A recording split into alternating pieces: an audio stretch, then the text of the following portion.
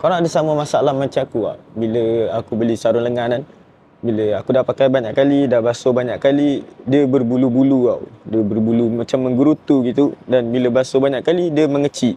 So bila pakai tu senteng lah. Tapi kali ni sarung lengan daripada Rock Bros ni agak lain daripada yang lain.